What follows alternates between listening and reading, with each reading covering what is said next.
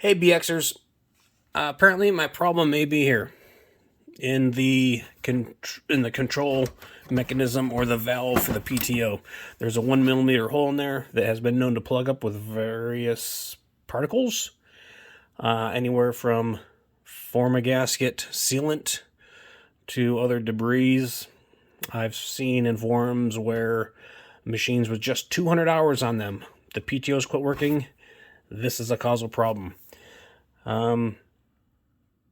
First time it's happened to me at 1,300 hours, I just had this thing all apart, so it's very possible that something is plugged in there from debris.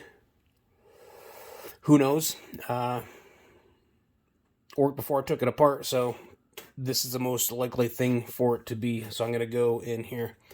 Have any of you ever come across this? And if so, those of you who work on your own stuff, did you notch the frame?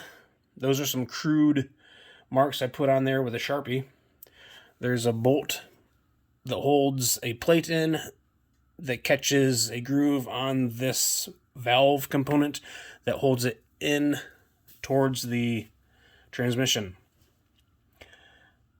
Based on the amount of work and time to remove this thing, I have read where people have notched their frames.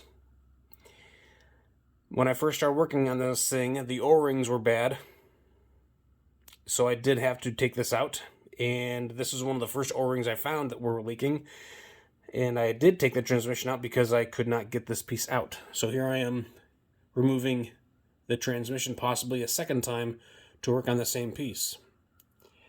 Or do you just notch the frame?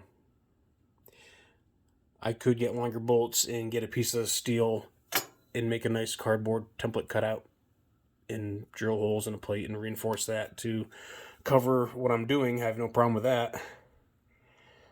But there's still quite a bit of beef there with just a small notch. Obviously, Kubota's not afraid to notch a frame with a huge notch. So what's one more, right? Anyhow, didn't know if you guys have ever thought about notching frames versus taking this all apart based on the repairs I made. Who's to say there's not more stuff that could possibly be washed through this same area that would cause me to have to take this apart again, which would be horribly frustrating. So that's why I'm kind of thinking along the lines of notching the frame carefully and then strapping a piece of plate over it with some longer bolts. Let me know what you think.